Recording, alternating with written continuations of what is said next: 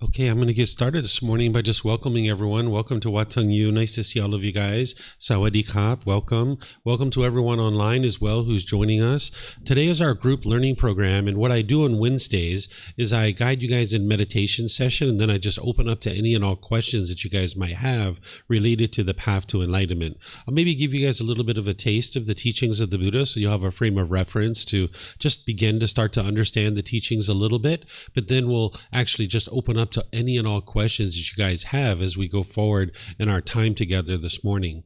Each Sunday, I get together with students in the same program, and I go chapter by chapter in this book, helping students to understand the foundational teachings of the path to enlightenment.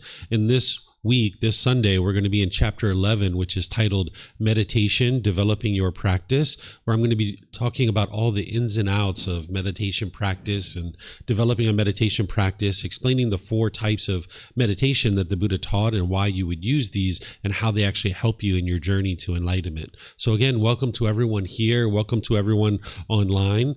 The meditation that we're going to do is called Breathing Mindfulness Meditation. And the way that we start is we start with some chanting to ease us into the meditation. If you would like to chant along, the chants are over on a laminated sheet on the cabinet over there. You're welcome to help yourself to get one, because we chant in the Pali language, and then there's the English translations that you'll see on there as well, so that you can understand what it is that we're actually chanting. During the lifetime of the Buddha, they used chanting as a way to commit the teachings to memory. Every 2 weeks, they would come together and they would recite his teachings orally, because everything he taught was oral. They didn't write things down during his lifetime because the technology didn't exist during that time frame and in that region of the world to be able to write things down. So when he taught, he just spoke, and then the students would remember his teachings, and then every 2 weeks they would recite them orally. These chants that you see, they're not a rite, a ritual, or a ceremony or worship. It's not prayer or anything like that. Instead, it just helps to ease our mind into meditation to get more benefit out of the meditation itself.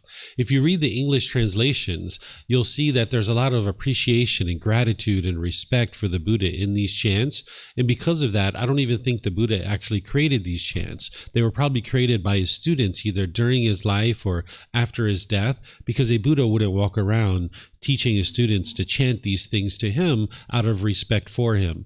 But if you learn from a teacher of how to move from anger, sadness, frustration, irritation, annoyance, guilt, shame, fear, stress, anxiety, loneliness, boredom, shyness, resentment, jealousy, feelings like this, to the peaceful and joyful mental state that is enlightenment, and this teacher didn't want anything from you or expect anything from you, you'd probably have a lot of respect and gratitude for that person too. And that's where I suspect these chants came from, that his students would have had an enormous amount of respect for him, having shared the teachings and helped them to get to this enlightened mental state. So if you'd like to chant along, you're more than welcome to. Just understand that there isn't anything mystical or magical here with chanting, that there's no rite or ritual or ceremony or worship as part of the teachings of the Buddha. This isn't prayer or anything like that. It helps to ease the mind into meditation, bringing more awareness to the mind and awareness of the breath so that you can get more benefit out of the meditation itself. Once we're in the meditation, I'm going to be sharing some guidance to help you guys understand how to actually meditate while we're meditating together. Then there's going to be a period of time where it's just quiet and we're just meditating. Everyone here at the temple and anyone online that might be meditating with us will just all be meditating together at the same time. Now, I'm sure you're going to maybe hear occasional sounds or things like that, because you can't be in an environment where it's permanently quiet. It's not actually possible. There's going to be sounds, but as long as your mind isn't craving for permanent silence, when you hear a particular sound, then your mind won't be disturbed or frustrated by that or annoyed or anything like that. You can just maintain your peace and your joy. So you'll see that time frame where we're just meditating together, and it's going to be generally quiet, but there's going to be occasional sounds here and there. Then we're going to come out of the meditation with some more chanting. And that's where we'll start our class. In terms of your body position for meditation, there's 4 positions that the Buddha taught: seated, lying, standing, and walking position. And an individual who's on the path to enlightenment, they would learn these 4 positions and use them as they need to in their journey. But oftentimes people are learning in the seated position. This is where they get started. So I'll give you guys some guidance on the seated position. But just understand that there isn't just one fixed way to actually sit during your meditation, that it's really up to you to find whatever's comfortable, because all of our bodies are different. We're going to find different things to be comfortable. So any guidance that I give you here about the seated position is just to help you find something that might be even more comfortable for you. So you can use what I share as guidance, and then you find whatever's comfortable for you. If you're on the floor, you might put some cushions under your rear. This is going to help to soften the seat. And then people will oftentimes like to cross their legs lightly. Whereas if your legs were really tightly crossed, this could impede the circulation and make it difficult for you to sit in meditation comfortably, because there can be pain in the lower body. So if you just lightly bring your legs together, this would be best. And then some people, they like to put their legs off the mat. So if you'd like to do that, that's an option as well, where it gets your hips up in the air and it lessens the angle at the hips, the knees, and the ankles. And again, it allows the circulation to flow. The Buddha put his right hand over his left with his thumbs together, and he put this into his lap. If this is comfortable for you, you could use this, but it's not about everybody doing it exactly the same way. There's other options here as well. Some people like to put their palms on their thighs or their knees, their palms up. Some people rest their hands comfortably in their lap, so you can find whatever's comfortable for you. And for anybody who's in a chair, or maybe on a sofa or a bench or a wheelchair or anything like this, you can also sit however you're comfortable. Some ideas you might consider are maybe sitting with your feet flat on the floor or lightly crossed at the ankles. But you can see me, I'm in a chair with my legs crossed, so this is an option too. You can find whatever's comfortable for you. And then the same thing with the hands and arms, just placing those wherever you're comfortable. It's nice if the upper body is erect with the sternum up and the shoulders back. This is going to keep the mind attentive and alert during the meditation, because this is a dedicated, active, purposeful training session where you're eliminating certain unwholesome qualities and you're cultivating certain wholesome qualities in the mind. So you would like the mind to be attentive and alert during the meditation. So by having the sternum up and the shoulders back, it'll help you to be able to actively train the mind. It also helps you to breathe in through the nose and out through the nose, making it easier to breathe and actually observe the breath and focus the mind on the breath. So again, if you'd like to join along with the chanting, I'm going to ease us into meditation with that, and then I'm going to be back in with the guidance afterwards.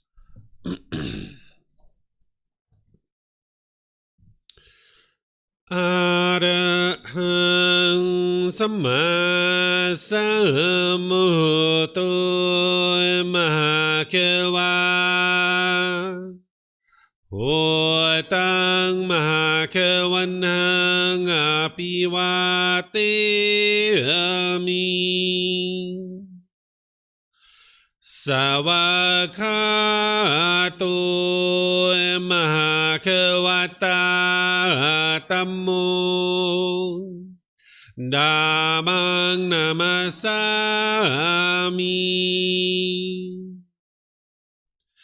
Supatipano Mahakavato Sāvaka Saṅkho Saṅghang Namami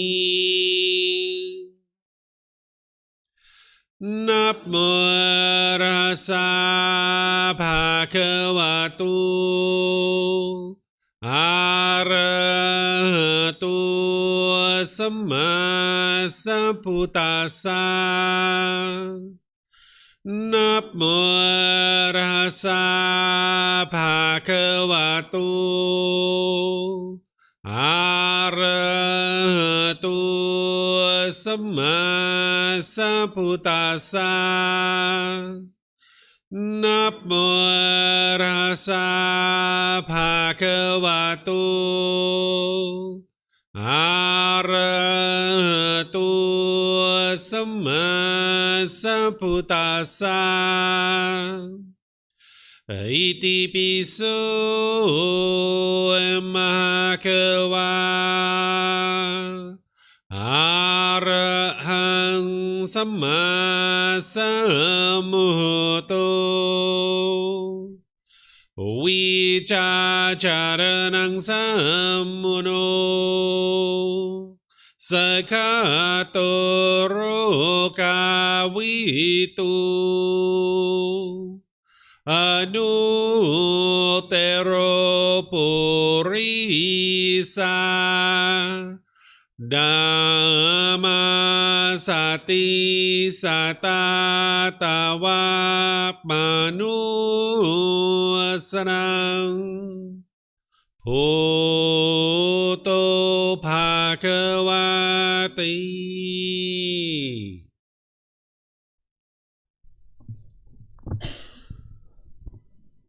Okay, with the lower body and hands and arms comfortable,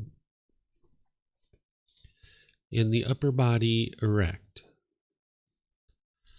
just close the eyes and start breathing in through the nose and out through the nose. Here you're just looking to establish the breath, a nice, natural, steady, consistent breath, not forced or controlled, just a gradual inhale through the nose, experiencing the full breath. And then whenever you're ready, exhale out through the nose. Breathing in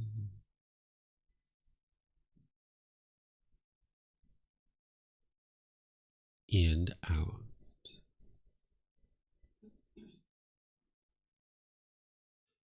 Breathing in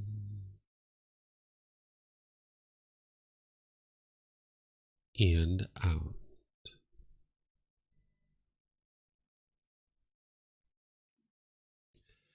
Your breath may not match up with the guidance that I'm providing, and that's okay. This is your practice. I'm just here for guidance. You can use this voice as a reminder that whenever you get to the next inhale, breathe in gradually through the nose, developing a nice, natural, steady, consistent breath. And then whenever you're ready, exhale out through the nose, experiencing the full breath. Breathing in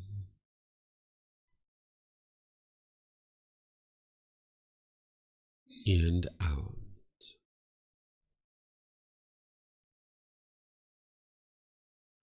Breathing in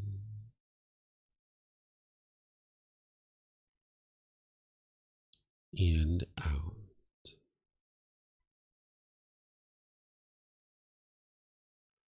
With the breath well established, start fixating the mind on the breath, either the sound of the breath coming into the nose or the sensation of air moving over the skin into the nose.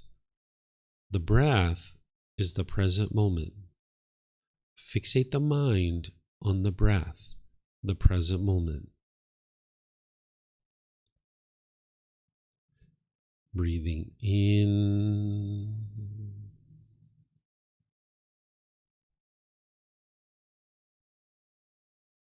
and out.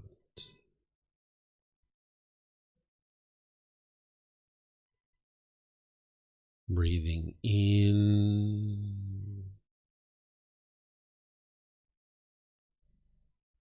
and out. With the mind fixated on the breath, whenever you notice that it moves off the breath, cut that off, let it go, and come back to the breath, the present moment. No need to observe the thought, label it, judge it, analyze it, or even try to figure out where it's coming from. Whenever you notice that the mind is moved off the breath, cut that off, let it go, and come back to the breath, the present moment. Breathing in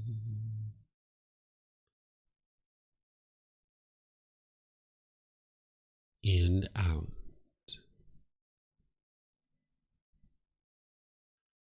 Breathing in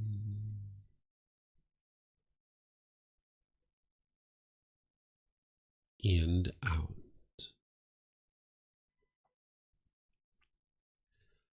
I'm going to be quiet now and let you do this work of focusing on the breath, cutting off and letting go anytime the mind moves off the breath. You have nowhere to go. There's nothing to do. No one needs you right now. This is your time to focus on the breath. Breathing in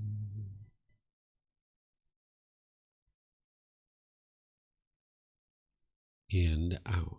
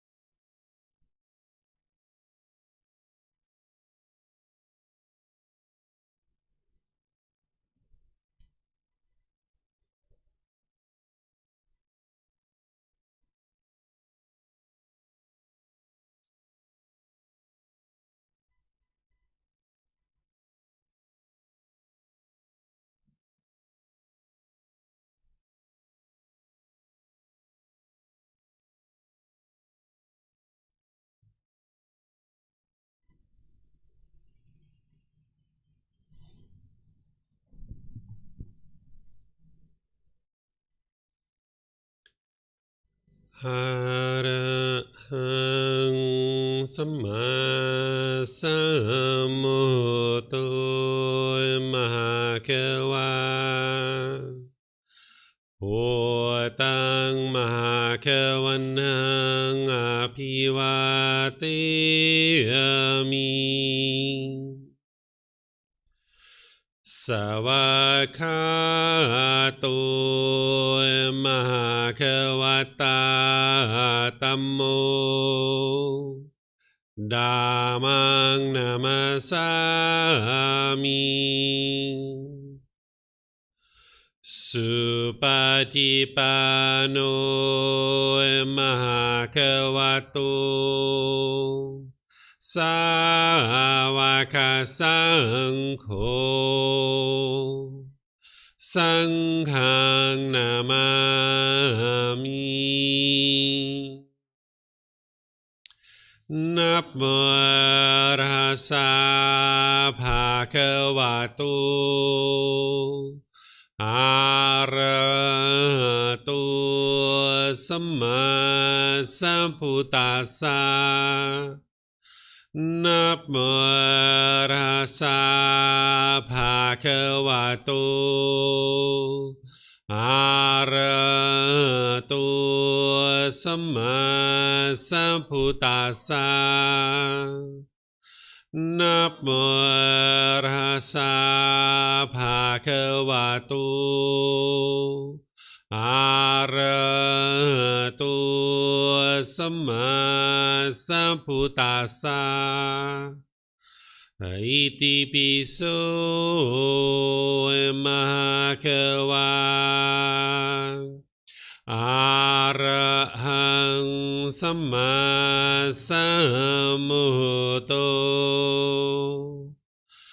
วิจาจารณังสัมมุโนสกขาโตโรกาวิตุ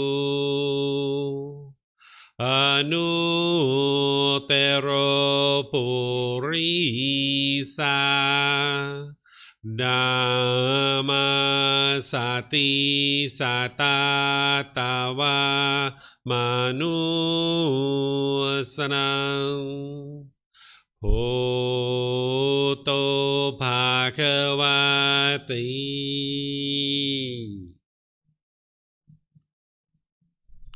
Okay, if you guys would like to slowly make your way out of meditation. Once again, welcome to all of you guys. Welcome to everyone here at the temple. Welcome to everyone online. Sawadee Kap, good morning. Welcome to everyone. The teachings of the Buddha are here to help anyone and everyone who's interested to heal from what hurt them so that they never need to hurt ever again. That's what the teachings of the Buddha are for. But in order to be able to accomplish that, you need to understand what is hurting you. And it's not the outside world, like you might think. The teachings of the Buddha are here to help you to be able to see for yourself through your own independent verification of what's causing your mind to experience painful feelings and helping you to eradicate those so that you can get to the point where you only experience peace and joy. The teachings of the Buddha aren't based in belief. There aren't any rites or rituals or ceremonies or worship. None of that is part of the teachings of the Buddha.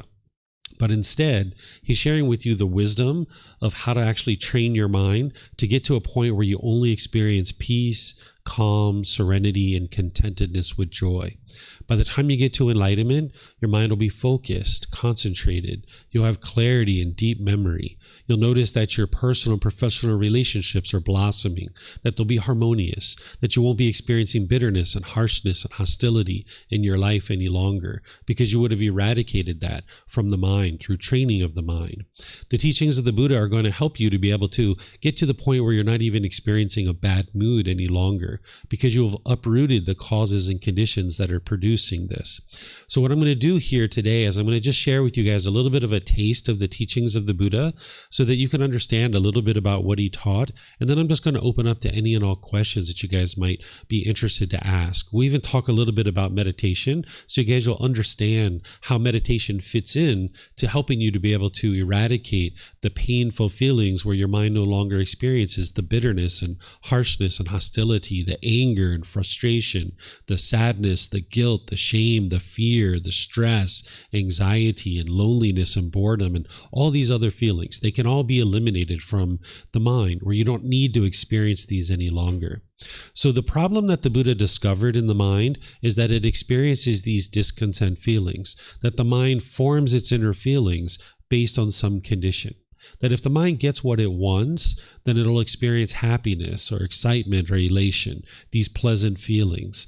And then when the mind doesn't get what it wants, it experiences painful feelings, feelings like anger, sadness, frustration, irritation, annoyance, guilt, shame, fear, stress, anxiety, and things like this. That the mind is having this longing, yearning, this chasing after the objects of its affection, wanting things to be a certain way. And the mind is basing its inner feelings on those things. And the mind's going up and down and up and down. So for example, if the mind really wants it to be sunny outside and it's sunny, you'll get really happy and really excited about that. But then when something changes and the mind experiences rain or some other type of weather event, then you might feel frustrated or sad or angry. This is the mind craving permanence, wanting things to be a certain way permanently, but yet you live in an impermanent world. Whether it's the sun or maybe your bank account. When your bank account's up here, maybe you're really happy and really excited. But then when the bank account goes down, you might be sad or frustrated or irritated or annoyed. This is just impermanence, that things have changed. But the mind in the unenlightened state lacks the wisdom to understand that you live in an impermanent world. Things are constantly changing. And as long as your mind is craving permanence, your mind's going to be going up and down and up and down. If you think back to the relationships that you've had, maybe a boyfriend or girlfriend or a friend or somebody else like this, maybe a coworker, when you guys were together, you were really happy. And then when things changed and you guys went away from each other, you might have been angry or frustrated or sad or lonely or bored. This is the mind causing these feelings itself. It's not the outside world that's causing these feelings. If it was the outside world causing these feelings, you would never be able to solve it, because it's only a matter of time before somebody in the world does something that causes you to be angry. In the unenlightened state, the mind lacks wisdom. It thinks that the outside world is causing you to be angry or sad or annoyed or frustrated or some other discontent feeling. Maybe you think the world is stressing you out or causing anxiety. But in reality, it's the mind itself, because it has this craving, this longing, this yearning, this wanting things to be a certain way. And you can't get things your way all the time. You can look at your own life and you can see what I'm sharing with you is the truth, because you should never believe anything that I'm sharing with you, or anything that anybody else is sharing with you, or anything that I write in books or anything like this. You need to be able to see the truth for yourself so that you have wisdom. You can look at a recent situation where you were angry or sad or frustrated or irritated or annoyed or some other discontent feeling, and you can see that there was something your mind wanted. It was longing, yearning for something. And if it would have got what it wanted, it would have been happy or excited. But because the mind didn't get what it wanted, it experienced anger, sadness, or frustration. You can eliminate this from your mind. You can eliminate this longing, yearning, this basing your inner feelings on some condition. And you'll need to know the tools and the techniques that the Buddha discovered in order to be able to do that. This meditation that we just did is one of those things, that you can eliminate these discontent feelings by training your mind to let go. Let go, where it's not holding on so tight. Because this meditation that we just did, the goal is not to eliminate your feelings. Sometimes people think that that's the case, or eliminate your thoughts or your ideas. That's not the case. The goal of this meditation is to eliminate the craving, the desire, the longing, the yearning. And that's what's going to eliminate the discontent feelings. That when you eliminate the cause of these feelings, then you can actually eliminate the conditioned feelings, where the mind's no longer forming its inner feelings based on some condition. So if when your mind was on the breath, and it moved off and you had to let go, let go, let go. This is very good for the mind because your mind's holding on. It wants things to be permanent. So the goal isn't to eliminate your thoughts, your ideas, is to train your mind to have awareness of mind or mindfulness, to have concentration, which is focus and clarity, and train the mind to let go. So that now in daily life, when you notice the anger arising and you're noticing the frustration arising, you can let go. Whatever it is that your mind is holding on to and you're wanting so badly, your mind has this unquenchable thirst where it's wanting things to be a certain way, you can train your mind to let go, right? So that boyfriend or girlfriend that you had, that you were really frustrated when you guys broke up or you were angry or mad, you can see that when you let go, that's when you regained your peace. Because as long as your mind was holding on to them, you might have missed them. You might have felt lonely or bored. But when your mind let go, that's when you regained your peace and your joy. If they would like to be with another woman or another man, okay, so be it. Let them go, right? If they are interested in moving to another part of the world and they're not interested in spending time with you, okay, just let go. You don't have to hold on to them. But when you hold on to them and you want them to be permanent, then when they're not permanent in your life, which nobody is permanent in your life, everyone's going to leave at some point, then your mind's going to experience painful feelings. Even if you guys were together the rest of your life, more likely than not, one of you would have died first, right? And everybody in your life is impermanent. But as long as the mind's craving permanence, you'll experience these painful feelings. So this breathing mindfulness meditation that we just did is training your mind to let go, let go, let go. So now in day-to-day life, when you're noticing your mind longing, yearning, and chasing after something, you can pull it back. Right? So this meditation, in the meditation itself, we're cutting off everything and anything that's coming up in the mind. And this is the way we train the mind, is to cut off anything and everything, whether it's wholesome or whether it's unwholesome. In meditation, you're cutting that off. But in day-to-day life, you're only cutting off the unwholesome aspects of what's arising in the mind. If you're noticing anger, frustration, if you're noticing the mind longing, yearning, and chasing after things, wanting things to be a certain way, you can train your mind to let go. And now, over time, as you fully transform your mind, you can get to the point where there's nothing but peace and joy in your mind. And this is what the teachings of the Buddha are here for, is to get to the point where you've transformed your mind and you're no longer experiencing any discontent feelings. So in day-to-day life, when these unwholesome things are arising, you can cut it off and let it go if you've been training your mind that way. So the complete perfect plan that the Buddha describes in order to help you to do that is called the Eightfold Path. These are 8 individual factors that you can implement into your life, like tweaking and training your mind, almost like you have a speaker system that you're training your mind by tweaking these dials in order to bring these teachings into your life more and more closely. Just like if you're trying to get a better and better quality sound out of speakers, you would tweak these 8 dials. It's the same thing. If you're looking to have a mind that's performing better and better, you can tweak these 8 individual dials and get to the point where your mind's performing optimally. And the teachings of the Buddha are here to help you to be able to accomplish that.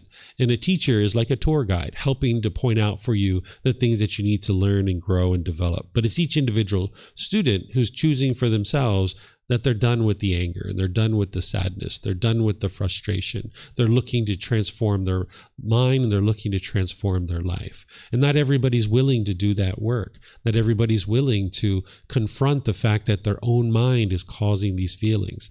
It's oftentimes much more comfortable for the mind to continue to believe that it's something external that's causing these feelings. So as you learn and grow and develop on the path, you can come to understand that the mind can be healed from what's hurting it. But you first need to understand what is hurting the mind, and it's what's going on inside. So what I'm going to do is open up to any and all questions that you guys might have related to the teachings of the Buddha or the path to enlightenment, or anything that you guys would like to ask questions about, whether it's about the temples here in Thailand or anything that you're seeing around with Buddhism. Maybe it's something you were exposed to as you were growing up or as you were reading or as you were taking various courses or retreats or things like this. You might have questions about these things, and You're welcome to ask any and all questions that you like. If you're here at the temple and you'd like to ask questions, we have microphones here in the white bowl in front of the camera. If you could get a microphone and press the gray button, you'll see the lights come on, and you can just hold this up to your chin. We'll be able to hear you here at the temple, and they'll be able to hear you online. Whereas if you don't talk with a microphone here, they wouldn't be able to hear you online. And if you come get a microphone, you can just keep it with you, because you might have more than one question, or someone around you might actually have a question as well, and you can just share the microphone. And then for anyone who's online, you can ask questions by putting that into Facebook, YouTube, or Zoom, or you can raise your hand in Zoom and ask any questions that you like by just unmuting your microphone. So is there anyone here online that has questions? Anything you guys would like to ask?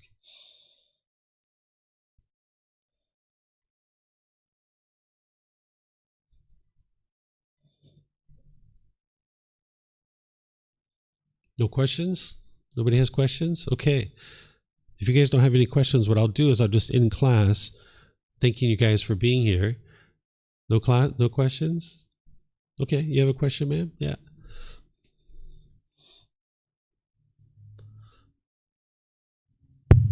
Yeah, just a quick one. Mm-hmm. So, is the desire and all that you mentioned, the frustration, the anger, the fear, I think many of them are coming from the animal nature that keep us alive ever since like thousands of years ago.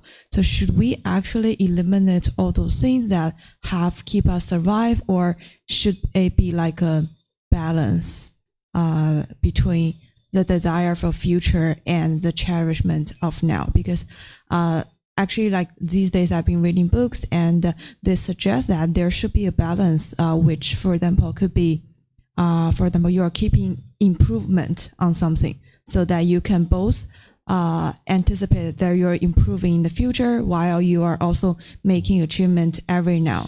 So it's like a balance rather than just eliminate the things that keep us moving forward. Okay, so craving, desire, attachment isn't what's keeping you alive. What's keeping you alive is food and water and oxygen and these kinds of things. The basic necessities that you need to sustain your life are food, shelter, clothing, and medical supplies, medical care. This is what's going to keep you alive. What you're thinking about when I describe craving, desire, attachment, this wants and expectations, that's the longing and yearning, wanting things to be a certain way. That's not keeping you alive, and it's also not what's helping you to move forward in life. Eliminating your craving, desire, attachment, your longing, your yearning, that's not to say that you don't make decisions to improve your life. That's to say that you train your mind not to base your inner feelings based on whether you get this thing or not. This is one of the challenges that people have in trying to understand the teachings of the Buddha, is that when we talk about craving, desire, attachment, longing, yearning, wants, expectations, the mind can't really see that very clearly, because that's what the mind's so used to doing, is chasing after your wants. This is like an unquenchable thirst, that the mind is like, I don't feel so good. What do I want to be happy? And now it'll chase after money. And then when you chase after money, if you get it, you'll be happy. But you're only going to be happy temporarily, because once you get to that certain amount of money, then you're going to want more. You're going to want more, and you're going to want more. And you're never happy with the amount of money that the mind has. Or if the mind's like, oh, what do I want to be happy? Oh, I want a bigger house, or I want a nicer car, or I want to go on vacation. The mind is constantly seeking externally for satisfaction. This is the craving, desire, attachment. But if the mind was all the way over on the other side, if it wasn't pursuing anything in life, the mind's not going to be peaceful and joyful there either. So there's this middle way where you can pursue things as a goal, as an objective, or an interest, and gradually work towards these things to improve your life, but you're doing it without forming your inner feelings based on this thing or not. You understand? So there's still goal and objective and directions if I am already peaceful. Say again. There's still like objective, goals, directions when I already reach the peaceful mind. Yes, when you get to the peace and joy that is in the enlightened mind, you're still going to have goals and objectives that you pursue. Look at the Buddha. He got to enlightenment at the age of 35, and then he taught for the rest of his life for the next 45 years. He had a goal, he had an objective or interest to be able to share his teachings with the entire world.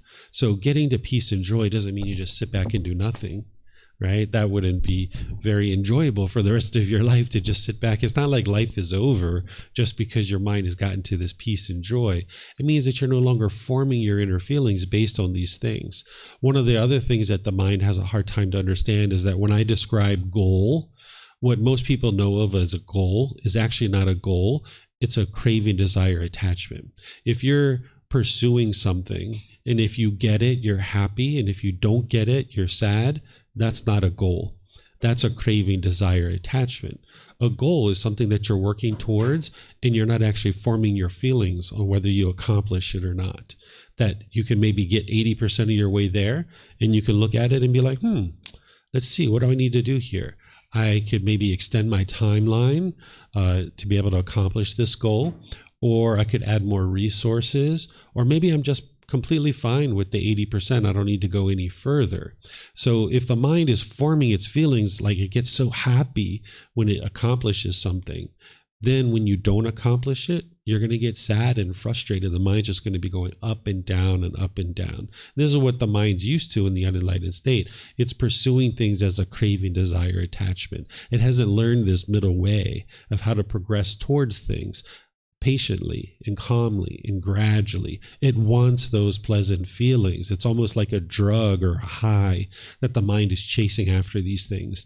But the mind doesn't see that even when it gets what it wants, it's ultimately dissatisfying, because even if you get that higher salary, say you get $50,000, $100,000 a year, you're only going to be happy temporarily, and then your mind's going to fade away. That happiness is going to fade away. And now you want 120 or 150 or 200. The mind is just going to have this unquenchable thirst. So getting to enlightenment and experience peace and joy, you're still living life. You're still in the world. You're still pursuing goals and objectives. You're just doing it patiently. You're doing it gradually. You're doing it through wise decision making rather than your own selfish desires to chase after pleasant feelings.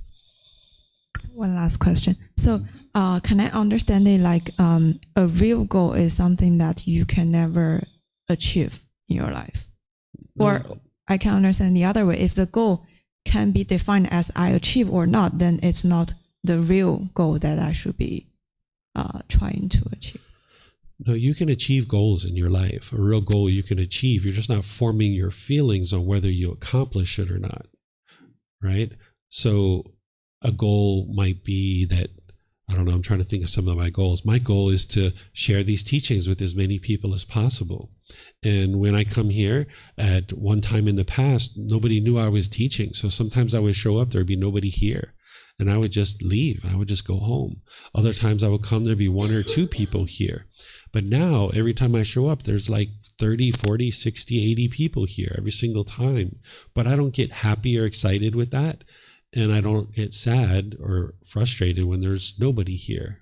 Or if people decide to leave and they're not interested in being here to be able to learn the teachings. That's okay. That's their choice. So my goal is to share these teachings into the world, and that's what I'm doing, and it's happening. There's thousands and thousands of people that are learning these teachings and making their way to enlightenment and getting to enlightenment, but I don't form my feelings on that. So you can accomplish goals in your life. You're just not interested in forming your feelings on whether you accomplish it or not, because some goals you will accomplish and some goals you won't, because of the impermanent nature of the world. So if you can only be happy when you accomplish your goals, you can't be permanently happy, because the mind is experiencing this impermanence. So you need to learn how to not form your feelings based on whether you accomplish something or not, because you're not always going to accomplish the things you set out to accomplish. Thank you so much. Mm-hmm. You're welcome.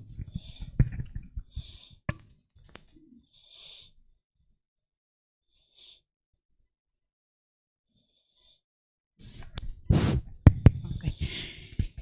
When you use the word want, I want, is it always a craving? Or could you use the word want in a way to establish right livelihood, for example? The word want has craving, desire, attachment embedded into it because the mind wants this thing. Instead, you can pursue things as an interest or something you would prefer, something you would like, something you're gradually working towards, but you're not forming your feelings on whether you get it or not. Same thing with a livelihood, right? You can work towards a livelihood that you'd like to conduct or that you're interested in pursuing. But when you want it, that means when you don't get it, you're going to get frustrated and agitated. And you can't always get what you want. So using more I would like, I would prefer, stuff like that. Yeah, language is very important because the language that we use is how the mind thinks. And what we're used to is in the world, we're used to saying, I want that, or I want you to come to the movies with me, or I want to go eat. We're used to using this word a lot. Even the word expect, like with children, we'll say, I expect you to clean your room, or I expect you to do this. This is the longing, yearning. And now if they clean the room, you're happy. And if they don't, the mind's frustrated. So when you get rid of this language and these words out of your vocabulary and you start pursuing things as an interest, you say, hey, little son, mom would like you to clean your room. And we've got about 3 hours before we're leaving to go to grandma's house. Do you think that sometime in the next 3 hours you'd be able to clean your room? And they're like, yeah, sure, mom, I can do that for you. Okay, sounds good. Whereas if I say, I expect you to clean your room. We're leaving to grandma's house in 3 hours, and I want you to clean it. Do you hear the grabbing, the forcefulness, the pressuring? This is what the mind's doing. And now you're going to have very different results in your mind, but also in your relationships. And now when putting that pressure in the relationships, it changes the dynamic and you can't live harmoniously with all beings. Because when the mind's getting what it wants, it gets happy. But when those painful feelings come, that's when the mind pushes people away, when it's bitter, harsh, and hostile with people, and then it puts its expectations of trying to control people. Because the mind thinks if I can just get things my way, and the mind wants it a certain way. But you can purge this vocabulary, and now you'll navigate the world more peacefully, because it's not about what you want, what you expect, what you're demanding, what you're craving, you're desiring. It's about, hey, this is what I would like to do. And you realize that in some cases you'll be able to do that. In some cases you won't be able to. And you can be completely fine either way because you're not forming your feelings on whether that thing happens or not. Follow up. When one, somebody does a big major life change and then let's say they leave a job that they've been doing for many years, and then they move to another job, and then they're there for a while, but then they're like, this is not what I had envisioned. So the word envisioned, is that a craving? It could be, right? Because they had a certain expectation at the beginning of the job of what this job was going to be. And now when it wasn't that, they've decided like, okay, I need to leave out of here. But it could just be like, hey, I thought this job was going to be different. I thought I was going to enjoy it. By the time you get to enlightenment, you can enjoy everything and anything, but you're going to make wise choices about your livelihood, for example, about things that you have ambition and motivation and encouragement about. An enlightened being isn't going to just do anything. They could and be just fine, but they're interested in certain goals and objectives, and they're going to perform a livelihood that they have enthusiasm and motivation and ambition about. And they will have worked in that direction to build skills and abilities to be able to perform that. And they just completely enjoy what they're doing day in and day out, whether they're at work or they're at home, whether they're sitting in traffic behind a bunch of cars, they can still be peaceful and joyful because they don't want things to be different than they are. And they already know that this world is impermanent, and this traffic you're sitting in, it's impermanent. It's going to be gone eventually. You're not going to be sitting here permanently. But the mind in the unenlightened state, you're sitting in that traffic. It wants to be at grandma's house. And now it's frustrated that we're not at grandma's house, right? Or I want to be at work and now sitting in this traffic, and now it's frustrated and agitated because the unenlightened mind is always like the grass is always greener on the other side. It always wants something that it doesn't have. Where in the enlightened mind, you're fully satisfied with what is, but you're still working and pursuing goals and objectives, but you're completely satisfied with what is. Mm-hmm. Sorry, last one. Okay. When I say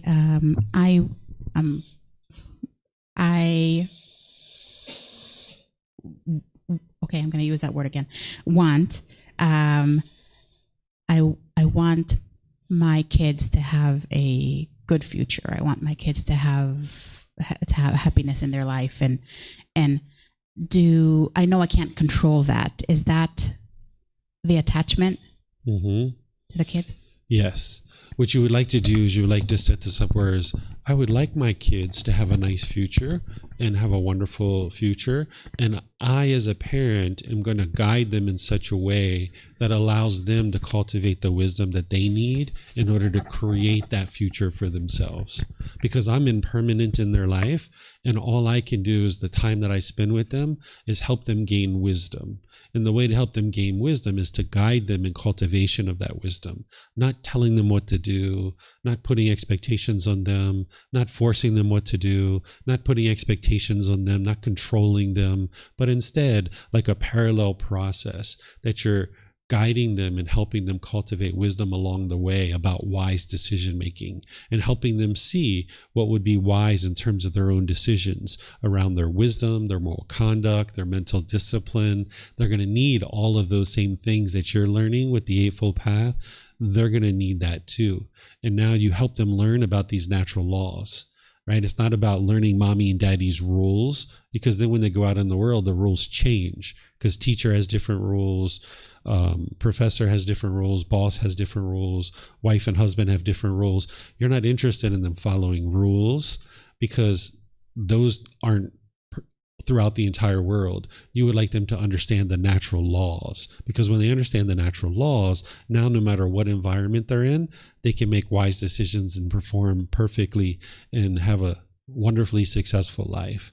So oftentimes as parents, we create all these rules that these are the rules. As long as you live under my house, or my roof, you're going to follow my rules. This is very unwise. Instead, guiding them to understand the natural laws, now no matter where they are in the world, they can function wonderfully. And they'll have no problems whatsoever in all their interactions and all their objectives. And that's where the peace comes in. Because when you live in a world that you don't understand, it's a struggle. It's difficult. But when you live in the world and you understand the natural laws, it's so peaceful and so joyful. And that's where they will actually get to their peace and joy. So if you're interested in seeing your children get to peace and joy, help them learn the natural laws, and they will be able to then get to the peace and joy, because now they'll live in a world that they understand instead of just following everybody's rules. Mm-hmm. So,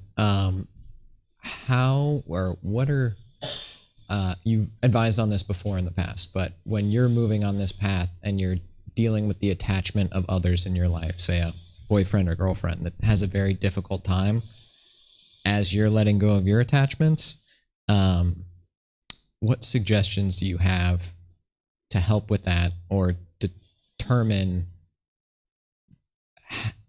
how to support them, or decide when it's not the right ability to pursue your own path? So you're asking how to help another person to eliminate their attachment to you? Okay. So some of the things that you're doing is very helpful, is not allowing your partner to have the expectation that you're permanent in their life and going in and out. Like you go on trips by yourself. This is really good for your relationship. Even though at the beginning, your partner can really struggle because they're holding on and they don't want you to leave. But by going away and coming back and going away and coming back, they learn that this person is not permanent in my life, and they need to learn how to enjoy life without you. And this is something that we think is the exact opposite in the unenlightened state. We think it's the exact opposite of love. It's like, what do you mean? Like, enjoy life without my boyfriend, without my girlfriend, without my husband or wife? Yeah, that's exactly what we're talking about. Because when we talk about this attachment, one of the ways to think about it is my feelings are attached to you. And whatever you do, I'm going to base my feelings on that.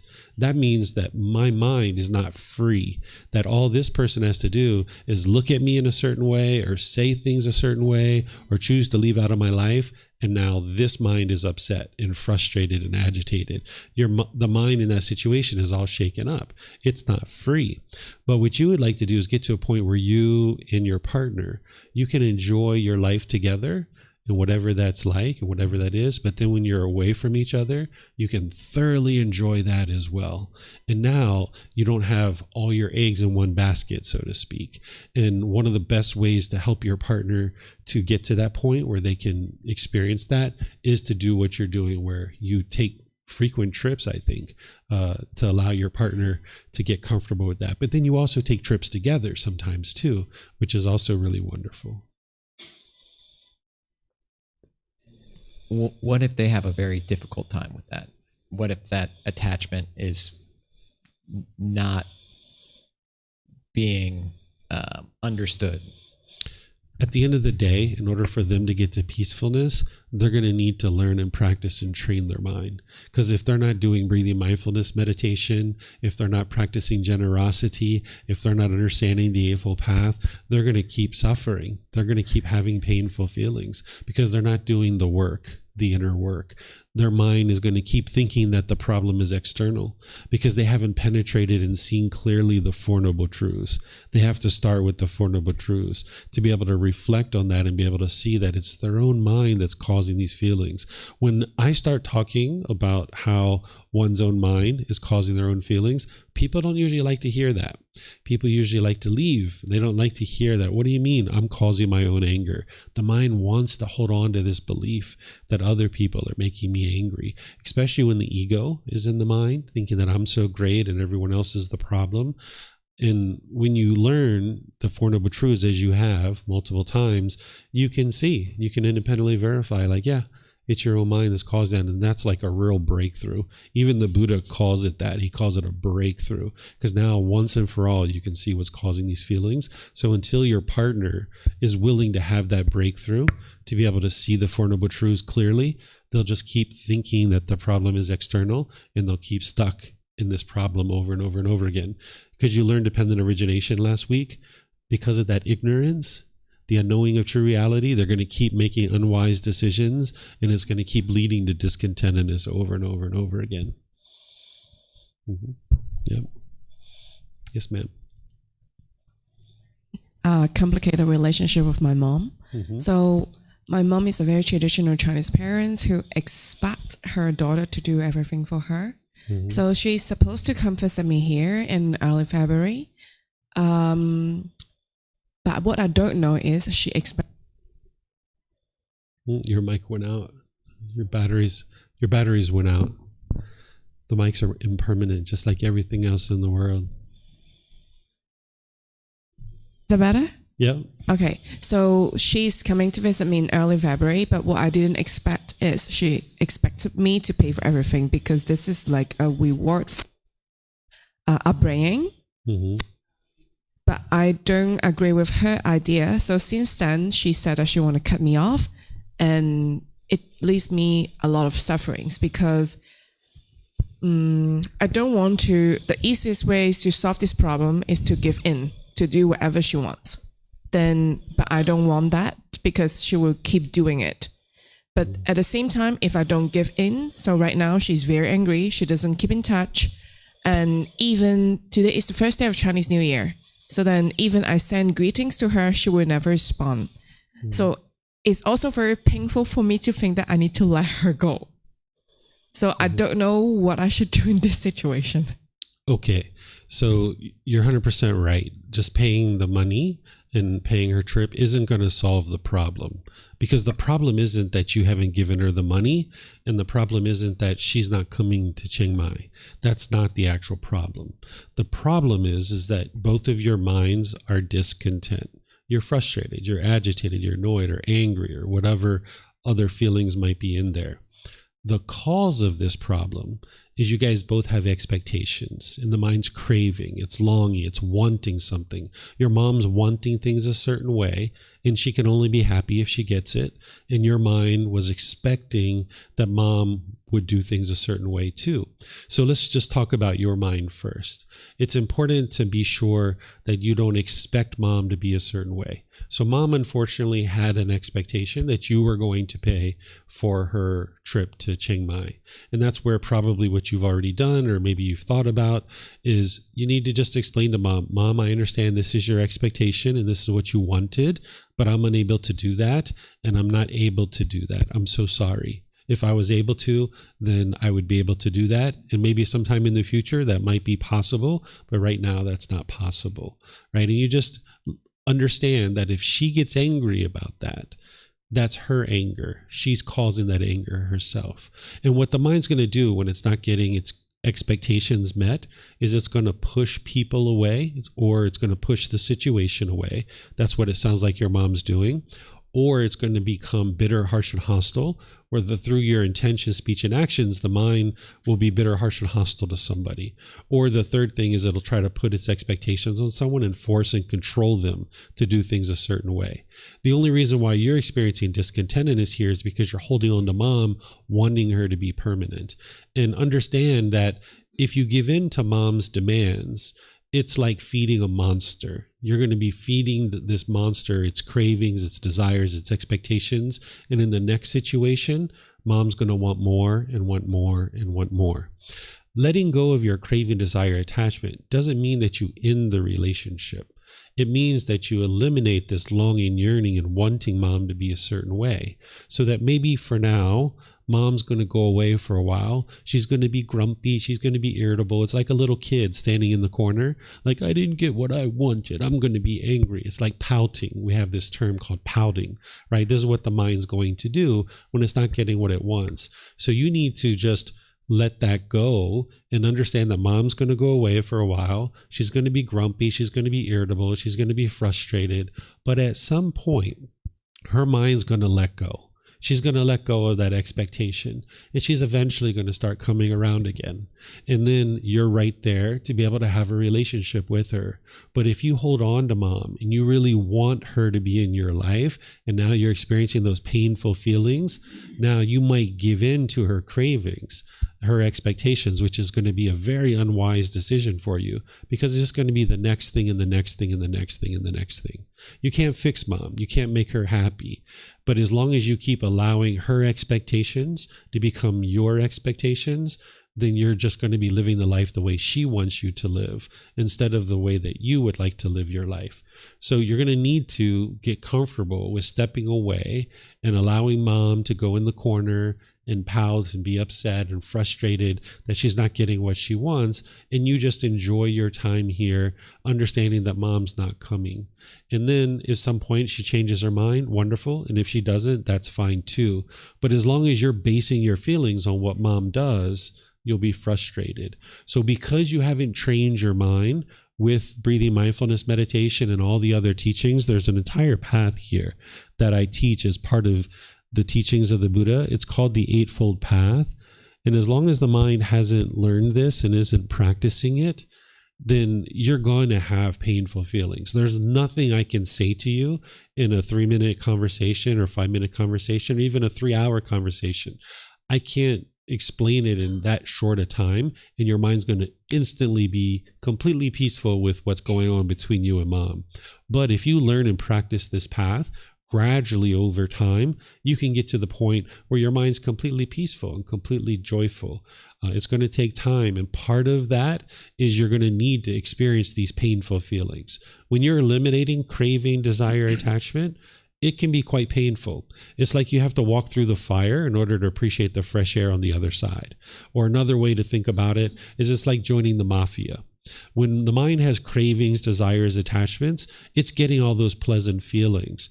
And when the mind steps away from its cravings, desires, attachments, and it's not getting what it wants, which in this case is mom being involved in your life, it's going to be very painful as the mind starts to eliminate its cravings. So it's just like joining the mafia. It's really great. You have all these new friends, you have these new business opportunities and everything else. But when you walk away from the mafia, it's really painful, right? It's going to be very painful to walk away. So it's the same thing as that our mind in the unenlightened state has gotten all these cravings and it's holding on to all these things, wanting them to be permanent. And as we are training our mind to let those things go, it's going to be very painful. But this is what you're going to need to go through in order to get to the other side where the peace and joy is. When you walk away from these situations and train your mind to let go, it's going to be painful in the process. But when your mind finally lets go of mom, not wanting her to be permanent, but still being open to a relationship with her, you'll get to peace and joy because your feelings are no longer based on what mom does or doesn't do. Maintain a relationship with her when she is stepping away. Right now, mom's not interested in a relationship. What mom wants is she wants you to do things her way. It's my way or the highway. Mom's trying to control this relationship. She's not interested in a harmonious relationship. She doesn't know how to do that right now because her mind is lacking the wisdom of how to do that. So what you're going to need to do is learn how to love from afar. What love is where you have a genuine interest in seeing all beings be well. And you can love someone by being away from them. That's possible. That you don't have to be right next to them and involved in every single aspect of their life to be able to love them. So you can go away from mom and say, yeah, I see mom over there. She's upset. She's angry. She's frustrated at me. She doesn't want to be involved in my life right now. And that's okay. That's where mom's mind is today. And that is impermanent. Mom can easily change her mind at any point. So you're going to need to learn how to love from afar, where you don't base your relationship and your contentedness on whether mom's right next to you or not, or whether your relationship is going so well, right? Right now, mom doesn't want to have a wonderful relationship. Mom wants things her way, and that's it, right? It's my way or the highway. And you got to be able to see that if you give in to that, that's like giving in to somebody else's pressure and expectations, and you're just feeding the monster. And now you're going to feel pressured to do things mom's way every single time, because anytime mom threatens to go away from you, you just give in to her, right? And what you would like to do is say, hey, you would like to go away? Okay, enjoy, be well, I love you. And then you know that you're right here if mom would ever like to come spend time with you. But you guys are never going to get to a healthy relationship and a harmonious relationship if you just give in to her demands. It's just not going to happen. So you can have a mind where you have the mental state of, I love mom, meaning I have a genuine interest in seeing her be well, but I'm not going to form my feelings based on what she does or what she doesn't do. So you don't have to be in a situation where she's right by your side every single moment. That's the mind craving permanence. So I went away from my mom sometimes for 3 years, 5 years, 6 years. I didn't talk to her.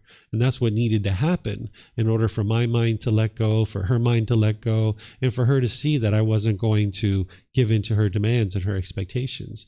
And then slowly but surely over time, we got to a point where our relationship was wonderful.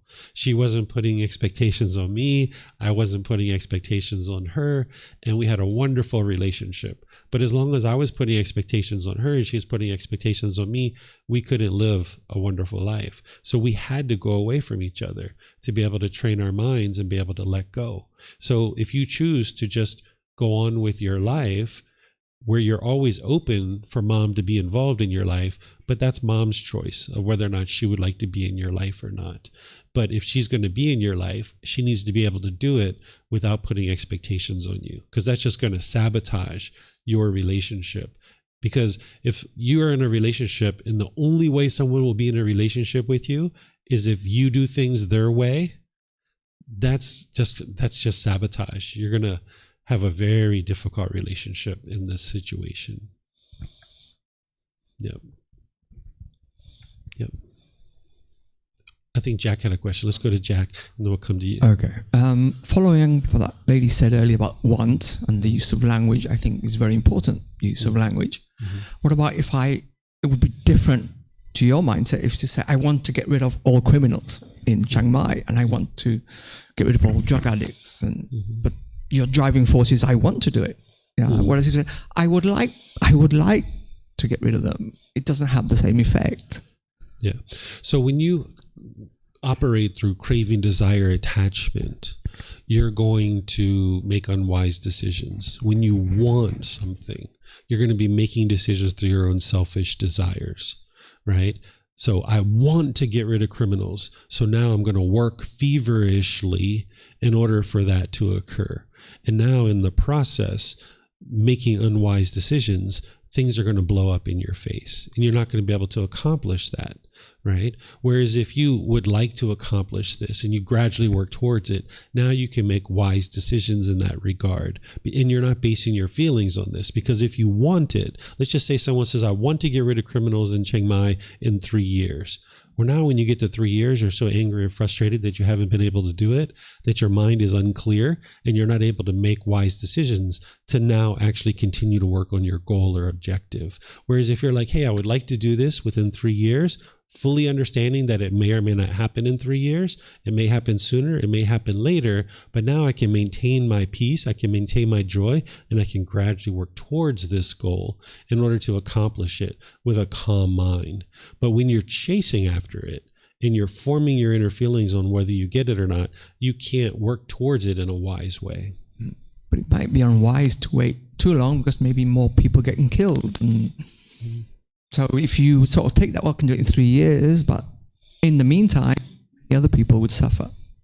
What we're talking about is not getting rid of criminals in Chiang Mai. What we're talking about is how to pursue a goal in order and maintain your calmness and composure while making wise decisions, right? That's what you need to be able to do, no matter what the goal is, whether it's getting rid of criminals or anything else that we might talk about. You need to maintain a calm mind, because as long as your mind's shaken up, you're not going to be able to make wise decisions, and it's just going to produce unwholesome results. So no matter what your goal is, whether it's a work goal or a societal goal or a goal in your personal life, if you're chasing after it and you want it, then you're going to form your inner feelings on that thing. Your mind's going to be shaken up and you're not going to be able to make wise decisions to be able to accomplish it in the best way possible. I have all kinds of goals and I accomplish all of them. At this point in my life, I'm accomplishing every single thing that I'm set my mind out to do. It wasn't always like that, but I'm able to accomplish every single thing that I set my mind out to accomplish. Everything. But that's where I am today in my life. It hasn't always been that way. Right? You need to learn to first understand how to not form your feelings on these goals and how goals are impermanent, to be able to get to the point where you can make goals and gradually work towards them and accomplish everything you set your mind out to accomplish. Yep. Okay, sure. yeah. I'm in quite the opposite situation compared with the previous two friends in terms of the relationship with the outside world. I have no attachment to anyone right now. And it's not like I hate everyone. It's just I keep quite similar or equal distance to anyone. My parents, my colleagues, strangers on the road. I have very similar feelings towards everyone.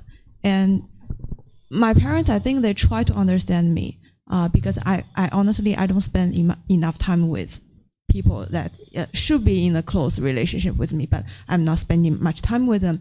And sometimes I think it's maybe like temporary. It's just right now, I'm not that people, you know, like I don't divide people by their kind of social distance with me, and I don't know if it's abnormal or will it change ever. Yeah.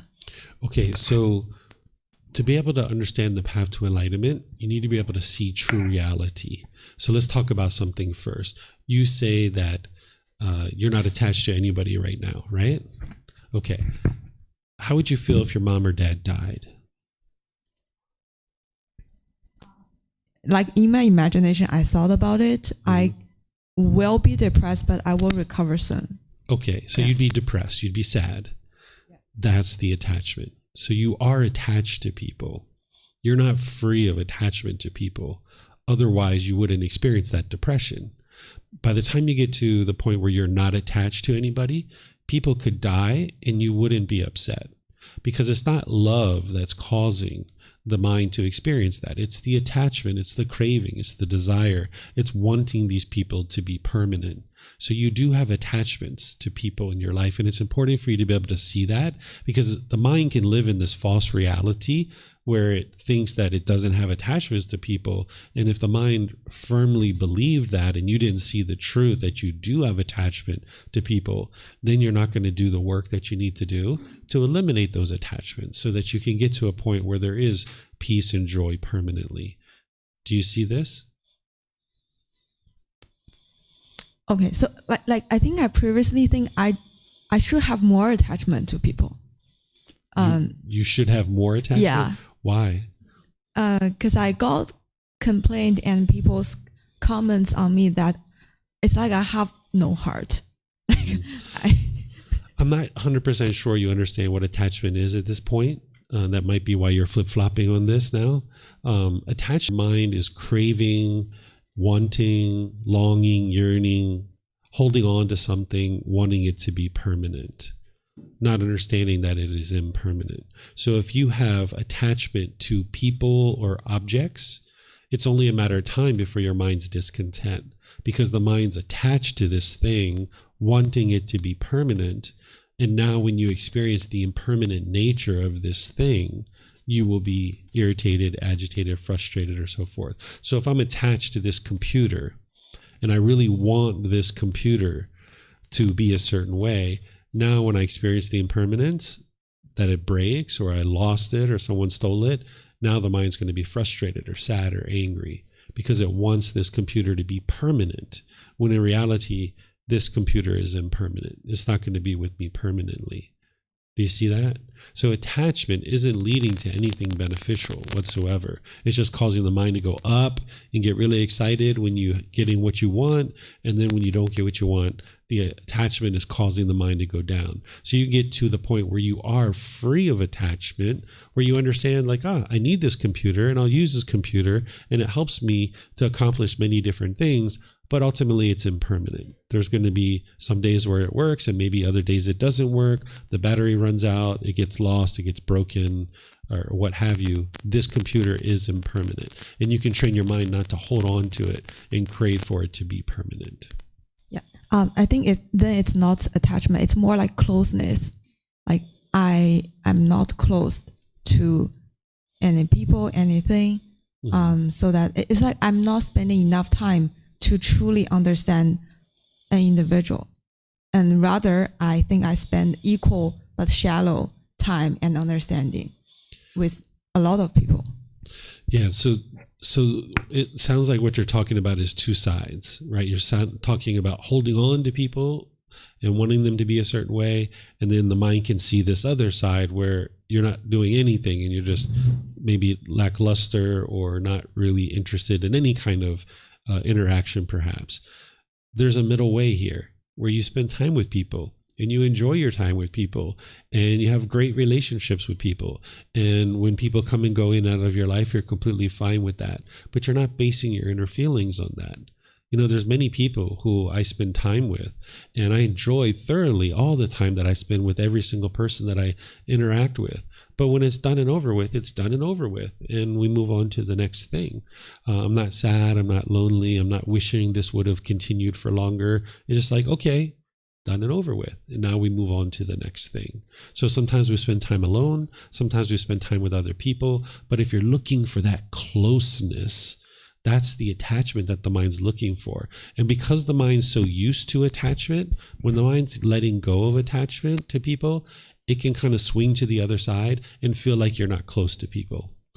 because the mind feels like, this doesn't feel right. I'm not used to this. So what you've got to be able to do is get used to spending time with people and thoroughly enjoying that. And when it's over, and you move on to the next thing. And you're not worried about them. You're not thinking about, oh my goodness, did they make it home safely?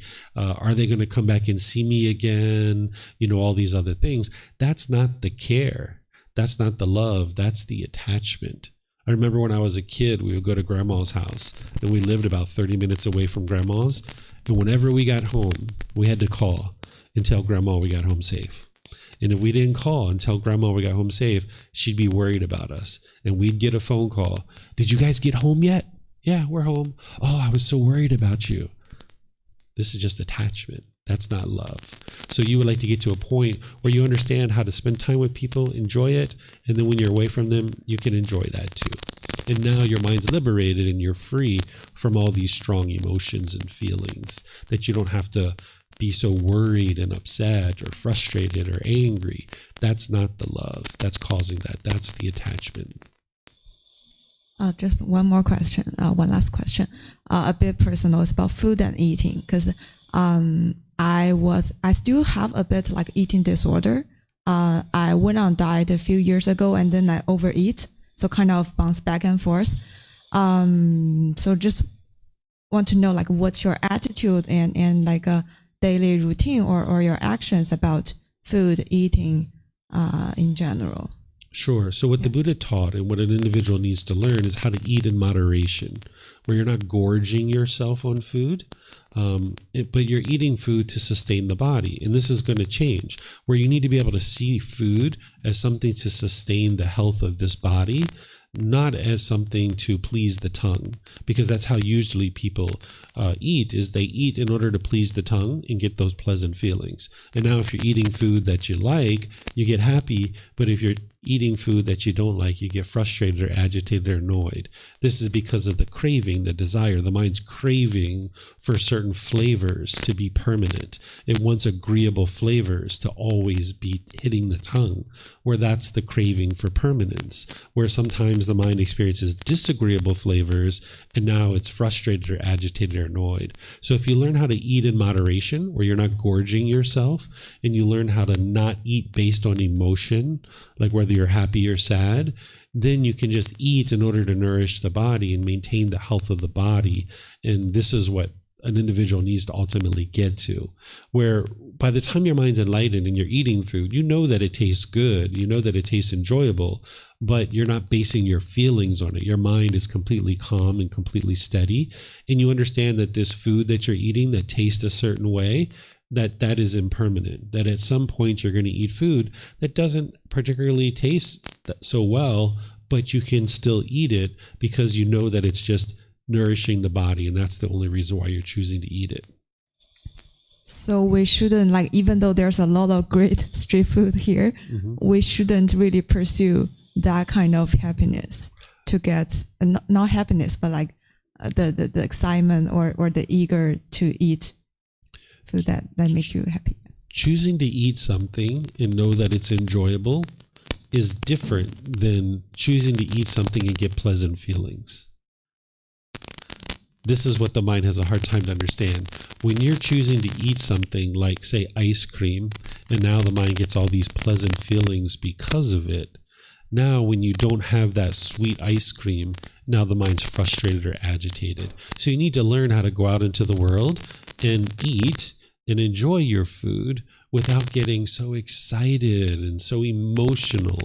When you have these emotional responses about the food, that means in some cases you're going to be so happy and excited, in other cases you're going to be sad and frustrated. And this is the whole problem of the mind going up and down, up and down.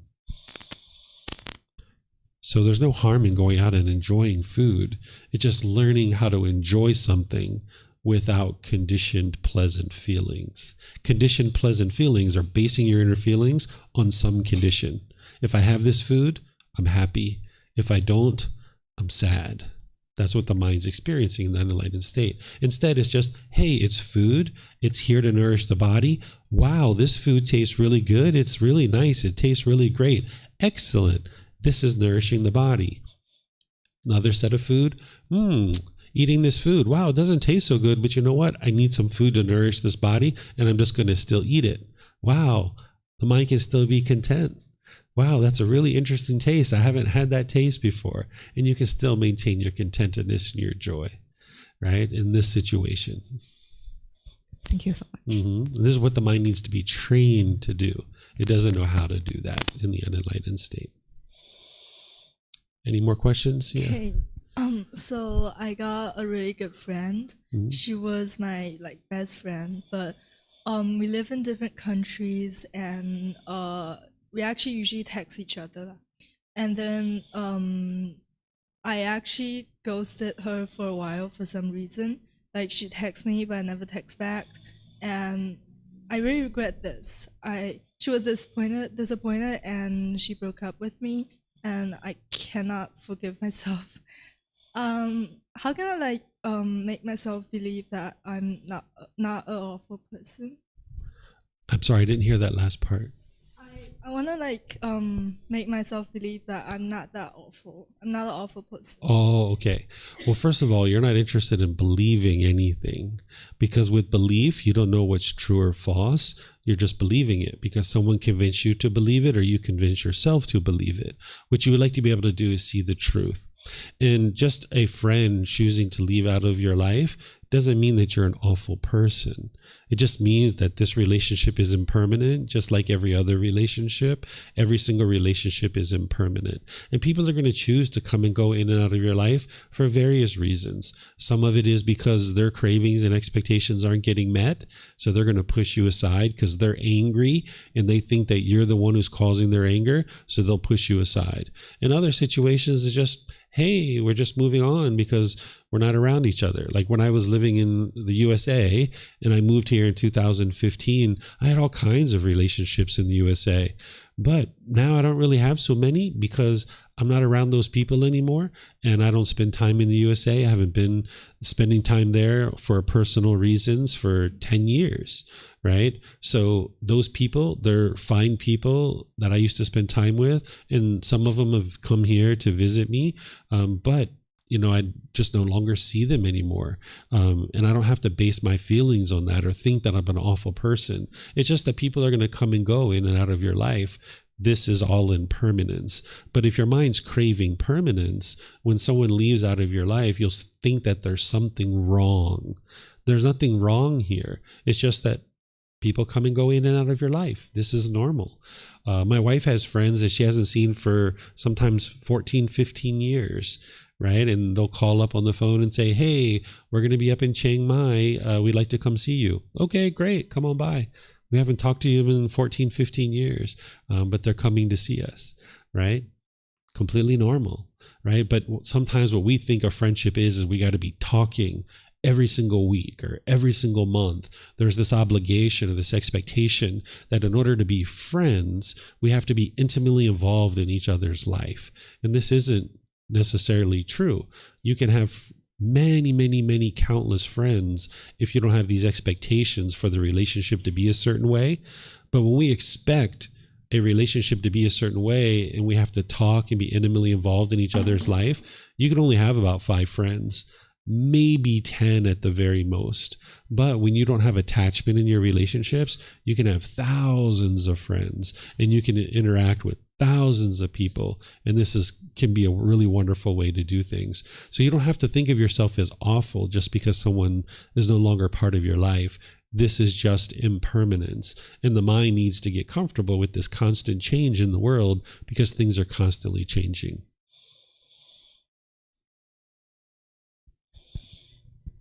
Other questions? Gary? So when we're doing breath meditation, I notice that there's certain ways we can return to the breath. So for example, we can return to it with kindness and friendliness, or we can return to it like with annoyance and like, why did I not focus? Why am I not focusing on the breath? Because these thoughts are coming in, and you can be angry with the breath. So does it really matter our relationship with the breath, or should we just not worry about that at all? You should never worry about anything. It's important to just, when your mind moves off the breath, cut it off and let it go. The goal isn't to stay on your breath permanently, because that's not possible. Your mind is going to move off the breath. So when it moves off the breath, no need to be annoyed by that. If you're annoyed or you're frustrated, that's because your mind's craving to be on the breath permanently. So if you understand that your mind is going to move off the breath, then when that happens, just cut it off and let it go and bring the mind back to the breath. No harm, no foul. You haven't done anything wrong. There's nothing wrong here. You just experienced some impermanence. So just cut it off and let it go and bring the mind back to the breath. So even when there is like some loving feelings returning to the breath, like, I'm thinking something and that's okay, I'll return to the breath and I'm happy about it. Does that matter as well? You're not even interested in that, because if you're happy about turning back to the breath, that's now a conditioned happiness, that I'm happy because I'm on the breath. So that means when I'm off the breath, I'm going to be frustrated.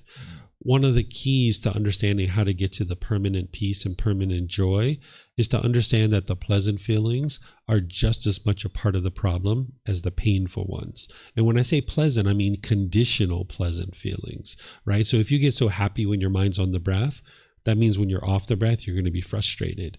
So don't be happy because you're on the breath. Just don't have any feelings about it, happy or sad. Just keep returning back to the breath, because what that's doing is training your mind to let go, let go, let go. And also when we're doing the breath meditation, should we 100% focus on the breath, or should we keep like a whole body full awareness of the body as well? All you'd like to do in breathing mindfulness meditation is stay focused on the breath. And anytime the mind moves off the breath, cut it off and let it go and come back to the breath. No need to think about the body. If there's bodily sensations that are experienced during meditation, just cut that off, because your mind's going to the bodily sensations. Just cut that off and bring your mind back to the breath.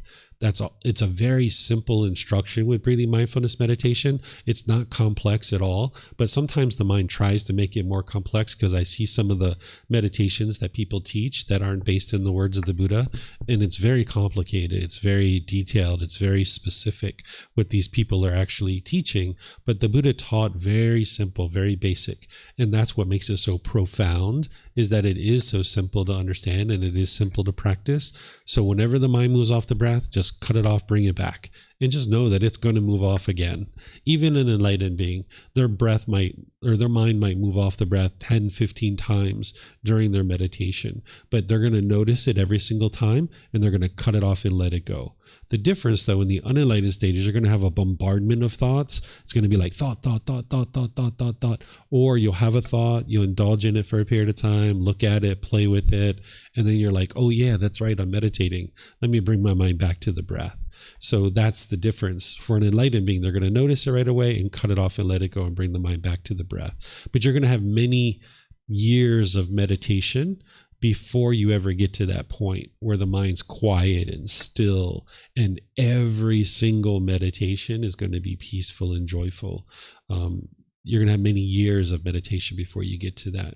So the way that you get to that is every time the mind moves off, don't even think twice about it. Just cut it off and bring it back. And just know that it's going to move off again. It's only a matter of time. So will an enlightened being be able to notice their thoughts and not indulge in thoughts even when outside of meditation? Outside of meditation is different than inside. It's just like going to the gym. You might train in one way to exercise the body, but then your sport's going to be completely different. You've heard my example of pole vaulting, right? Like a pole vaulter, when they go in the gym, they're doing weight training, agility training, cardiovascular training, looks very different than pole vaulting. And then when they're out doing their sport, they're doing pole vaulting. So in the meditation, you're cutting off everything and anything. But in your daily life, you don't have to cut off your thoughts. You're only cutting off the unwholesome thoughts. So if your mind comes up where you have a craving to go outside your relationship to have sex with someone else, cut that off, right? Or you have a thought to punch your boss in the face, cut that off, right? It's going to produce unwholesome results. You have the thought of slapping this child, cut that off. Any kind of harmful things, the Buddha is teaching you about practicing harmlessness. So anytime your mind is interested in causing harm, either to someone's physical objects, to their physical body, to their reputation, all those things that the Buddha teaches about moral conduct, where you see your mind wanting to do any of those things, that's what you're cutting off. All the unwholesomeness, all the anger, the resentment, the judgment of judging other people and looking down on them, things like that. You would like to cut off all that unwholesomeness. And eventually your mind won't do that. You won't have those unwholesome thoughts coming up, because you'll purified your mind.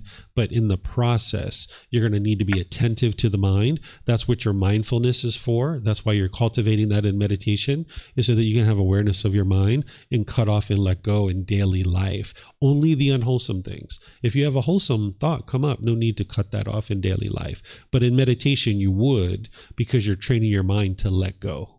And the goal of meditation isn't to indulge in your thoughts, but to build the qualities that you need so that outside of meditation, you can then be training your mind outside of meditation too. So this job to get to enlightenment, it's a full-time job. It's not just in meditation, it's in your day-to-day life too. You're walking down the street, you're noticing you're starting to judge that person sitting on the corner, cut that off and let it go. You're walking down the street, you're noticing frustration arising, cut that off and let it go. You're sitting at a restaurant, you're noticing something happening, coming up, cut that off and let it go. So this training is like you're training all day long, but your meditation is there to help you build the qualities that you need to then be training your mind throughout your day. And that's why the frequency of your meditation is more important than the duration. So I guess my question is like, so enlightened beings would not have any of these like harmful or negative thoughts. So they would not have a need to cut off any thoughts because they would always be wholesome thoughts, right? Right, for an enlightened being. But in the process of getting there, the way you get there is you just cut off the unwholesome thoughts. Okay, all right, thank you. Mm-hmm. Okay. So my question follows from the mindfulness breathing questions before, in a way. I find it, I can't say easy, but easier to cut off thoughts and go back to breathing. But what I struggle with is cutting off like feelings in the body, like, and I don't mean, you know, my leg is itchy or anything like this. I mean like just anxious states or feelings that are kind of just floating around in the body, and they take my attention away from the breath, and I sometimes I succeed in cutting them off, but I have a lot of doubt whether I've done the right thing. It almost feels like these feelings are like messengers or something where you know, they're trying to tell me something and I'm avoiding them. Don't ask me what they're trying to tell me. Sometimes they're just anxiety for the sake of anxiety. But what I'm saying is I struggle cutting those feelings off in the same way that like thoughts are easier to cut off. Yeah, so. Okay, so first, there's no feelings in the body in terms of emotional feelings. The body has no capability of having an emotion or a feeling. There's bodily sensations that the body will experience as a result of the mind's craving, desire, attachment. You can't store feelings and emotions inside the body because they're just physical structures in the body. So whatever you're experiencing in the body, this is all coming from the mind. The mind is like the CPU of the computer, the central processing unit. That's the mind for the human being. So anything that the body is experiencing is coming from the mind itself. So as you're noticing bodily sensations, you can cut those off and let them go if the mind is well trained. But in the process of getting there, you're going to have challenges cutting off and letting go of these bodily sensations that are arising, like the tingling in the body, the tightening in the chest, the tightening in the throat, the heat in the face, or sometimes the anxiety. It's just like this unsettled feeling inside the body. you're going to experience that for a period of time, for many months, as the mind is gaining the discipline that it needs to be able to notice it and cut it off and let it go. So what you do is you keep working in the direction of knowing what it is that you're working towards, which is cutting off and letting go, realizing that in some cases you're not going to be able to, because the craving, desire, attachment is too deeply held in the mind that you can't let go. So while we call it cutting off and letting go, it's really cut it off and cut it off and cut it off and cut it off and cut it off and cut it off and cut it off and cut it off. And eventually at some point the mind will let go. And that can be months sometimes, and even years. Some of the cravings that are in your mind are going to take you years to get rid of. So you're gradually wearing away all of these unwholesome mental states through the consistent ongoing training.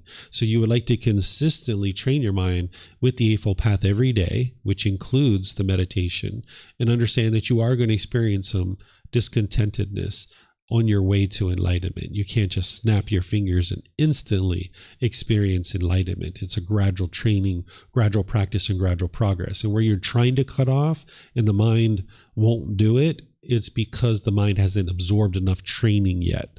There's something that the Buddha calls maturing and release, that your mind needs to mature and mature and mature and mature and mature through constant training until it will eventually release the cravings. And that's just going to take time. Yeah. Boy, you guys sure didn't have very many questions. I thought we were ending class. This is great that you guys have so many questions. So I went to a Chinese family to practice the generosity last weekend. I spent a great time with the kids. One of the kids was diagnosed with ADHD, but according to my observation, I think he's a well-behaved kid. He expressed himself properly, and when he has questions, he will ask teacher for help, rather than just hitting other people or hitting himself. Actually, he's a good kid.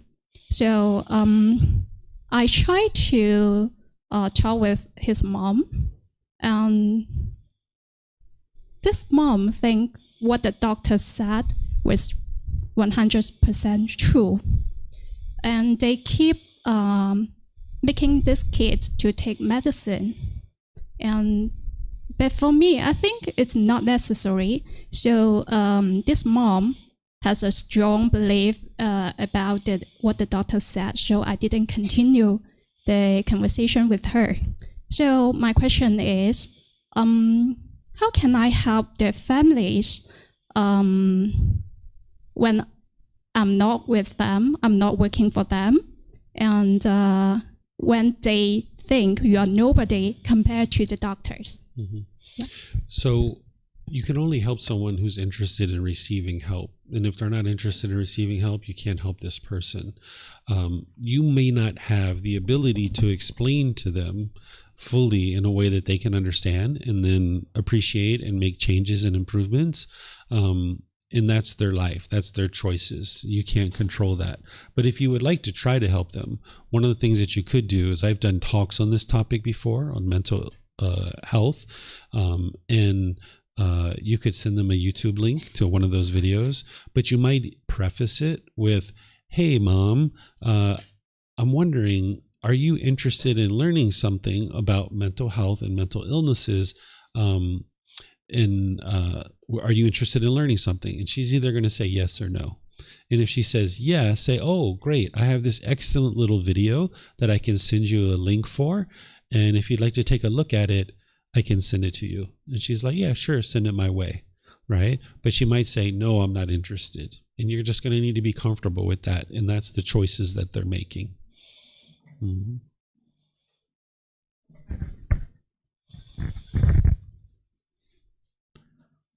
So doing two things at one time. So one of the individuals this is completely here, opposite of the teachings of the Buddha. Doing two things at one time. Almost done. One of the individuals here shared that you experienced sexual craving as like one of your strongest cravings that you had to overcome. So I was just kind of curious, like, what was your story behind sexual craving and how did you eliminate it from your life? Yeah, for me, sexual craving was very strong. It's no secret that's what I've shared with students. Sometimes they ask me questions like, what were your strongest cravings? And sexual craving was the strongest one. It took me many years to eliminate it. You need to start with the Eightfold Path. You need to start with training your mind in all these factors, because all the other stuff that I had to do in order to get rid of it would have never worked if I hadn't first trained my mind with this. Right. So you need to learn this teaching inside and out, backwards and forwards, and really implement it to be able to gradually wear that away. And then as you're doing that, there's other things too, where there was a student last night in a personal guidance session asking me about this, or yesterday. They also have really strong sexual cravings. And I told them that you're probably in one of the best places to be able to eliminate this, because they're very attracted to Asian women. And I said, wow, you've got all these beautiful women all over the place. And this is actually really helpful for the mind, because the mind has to keep turning away from this and turning away from it. So one of the things I used to do is I used to walk in the mall.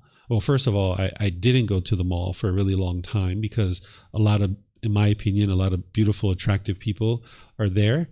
And I would just kind of stay to myself for many, many, many, many months, spend time with my family and things like this, places like that. But then when I started going to those places, I would look at the floor rather than looking up.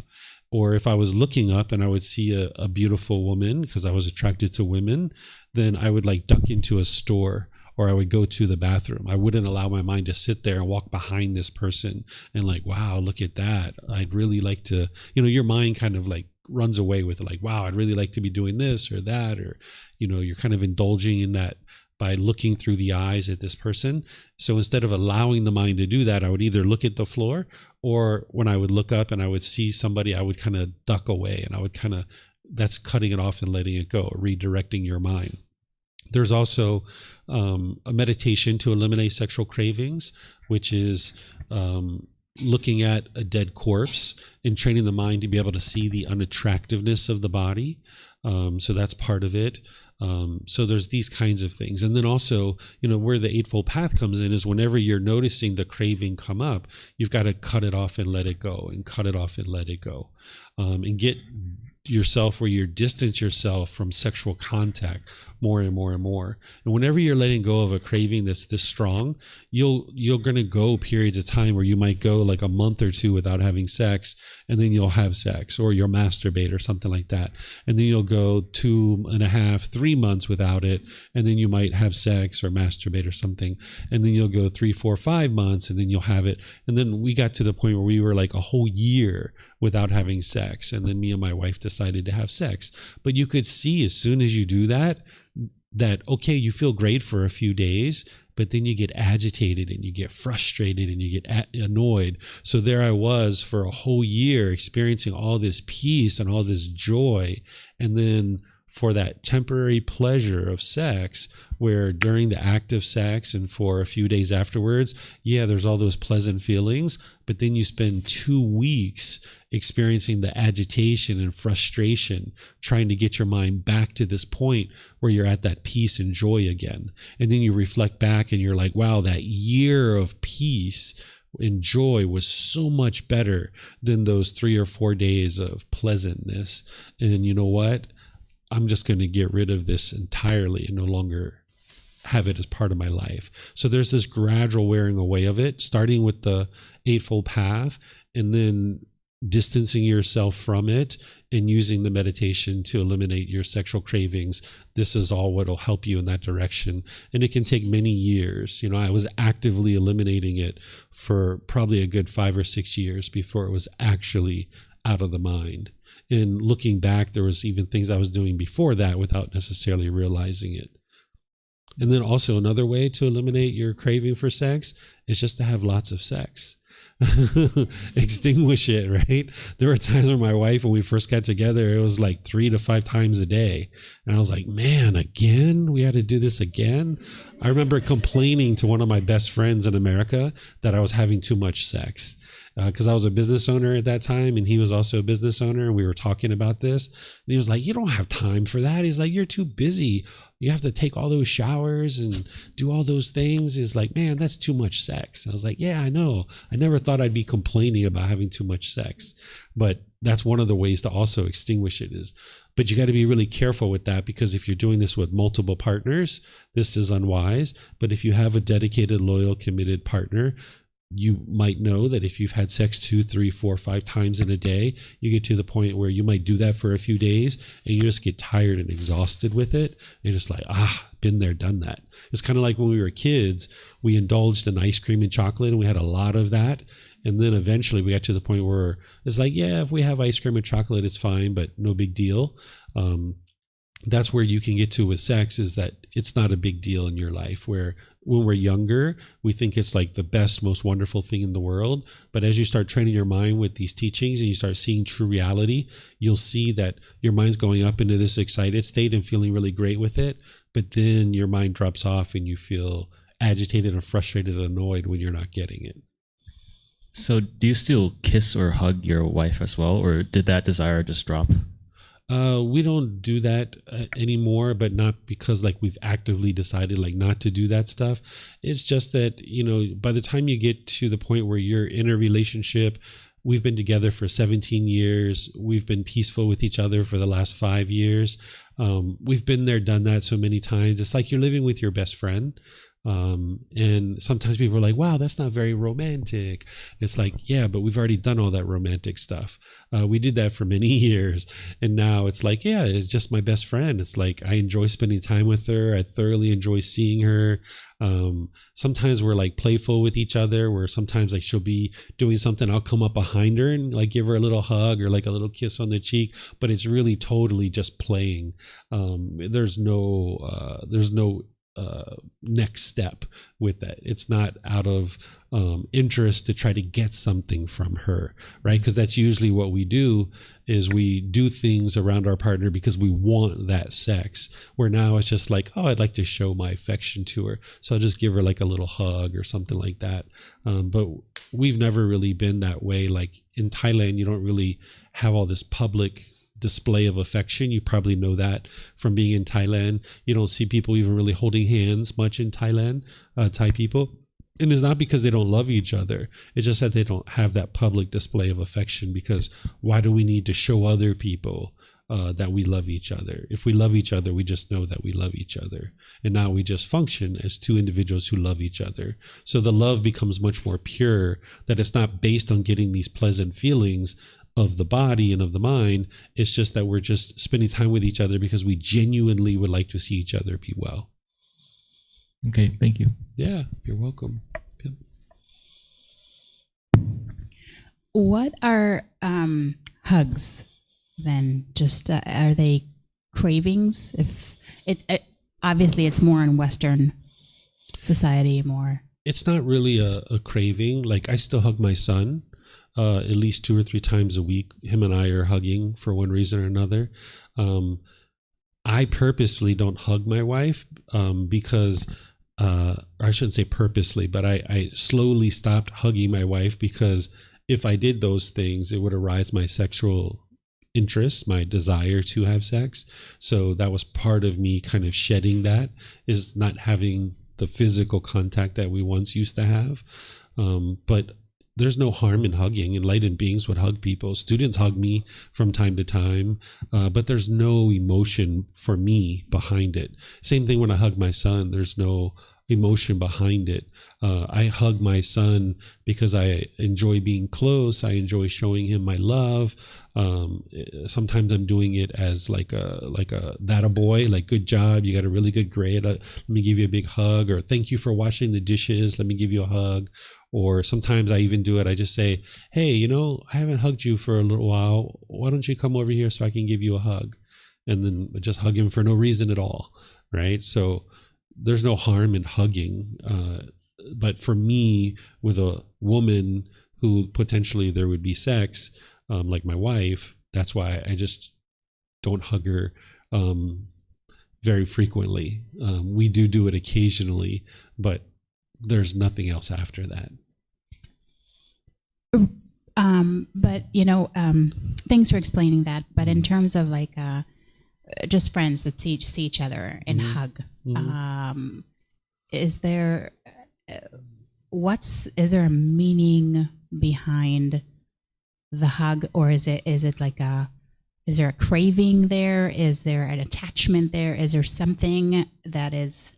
For some people, there can be an attachment there, but it doesn't have to be. It's not the fact that we are hugging that is the attachment, right? It's what the mind's doing.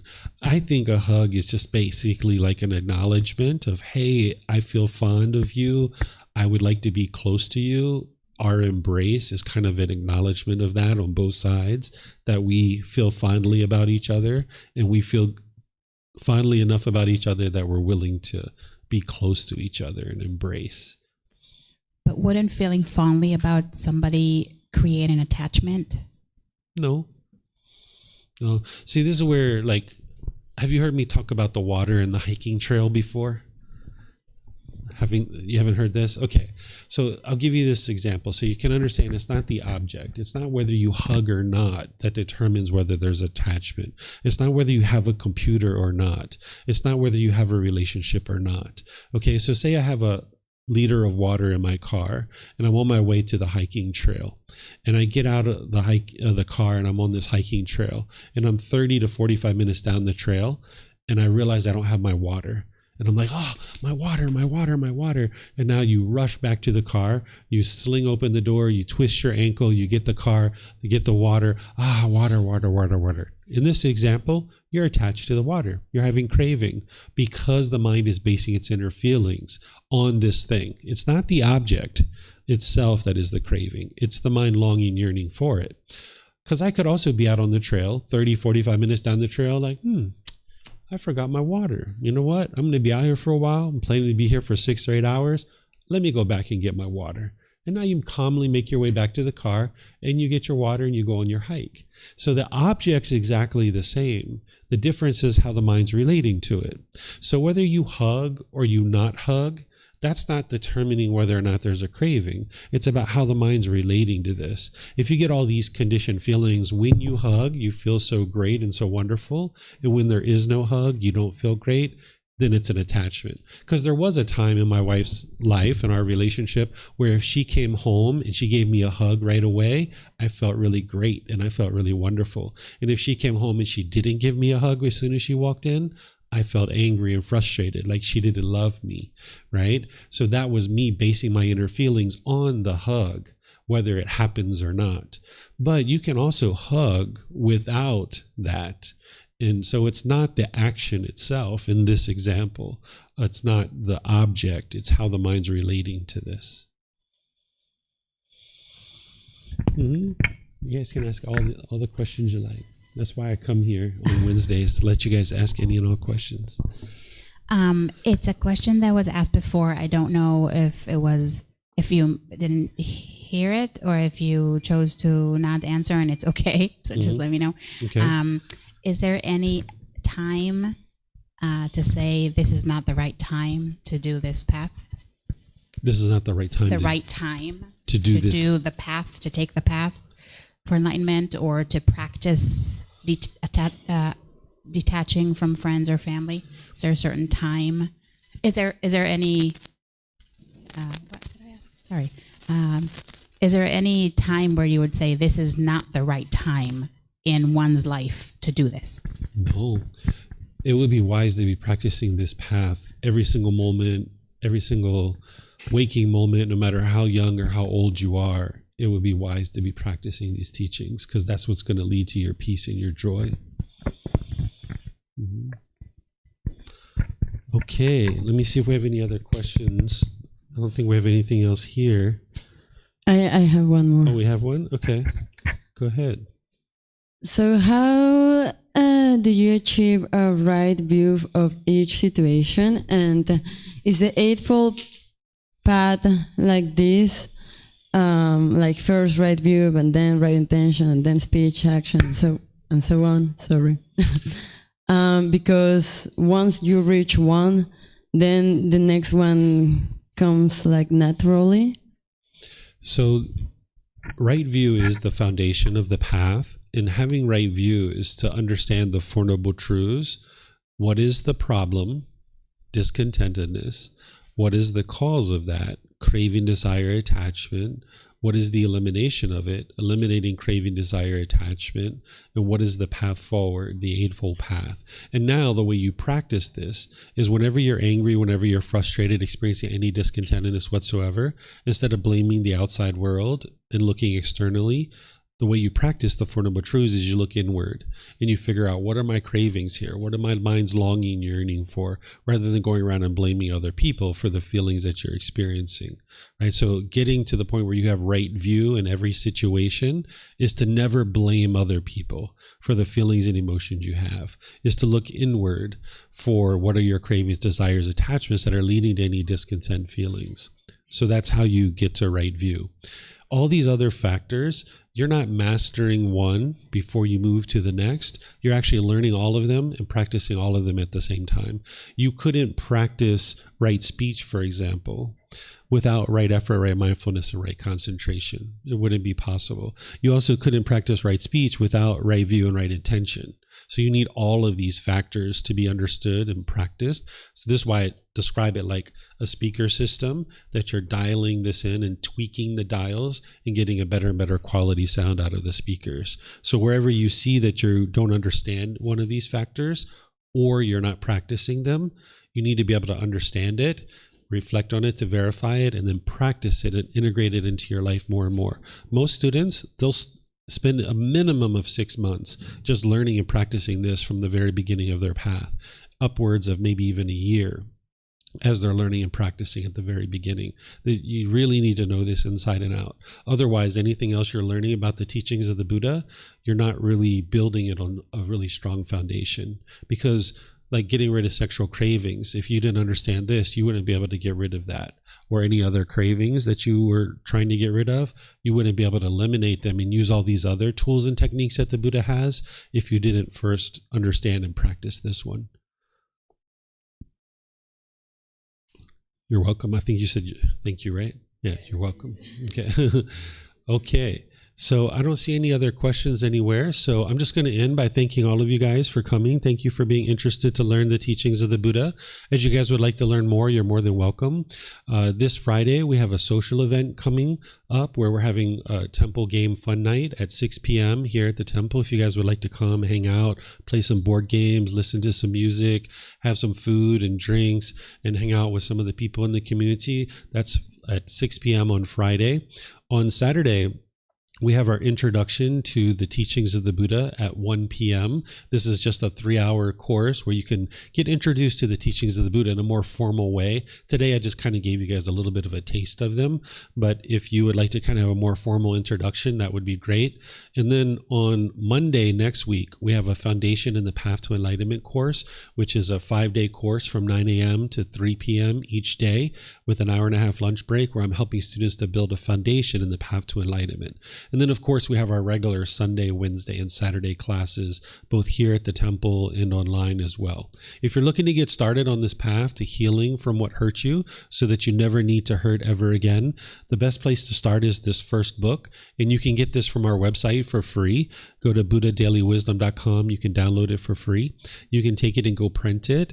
You can get printed versions here by just reimbursing us for the printing cost, or you can order it online on Amazon, and you'll be able to get started, because that's a real foundation helping you to get started on the path to enlightenment. So whatever you guys decide to do today, have a very wonderful and lovely rest of your day, and perhaps we'll see you next time. Take care. Sawadee Kap. Sawadee Kap.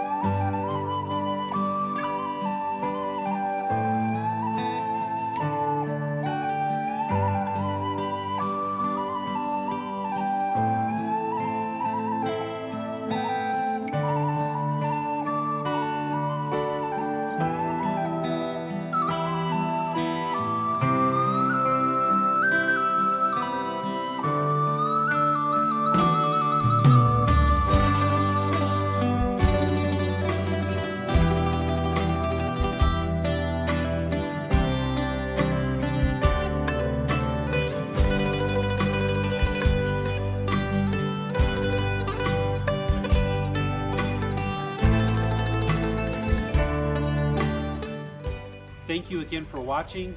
Enjoy your meditation. Look forward to seeing you online and answering any questions that you might have. Thank you so much.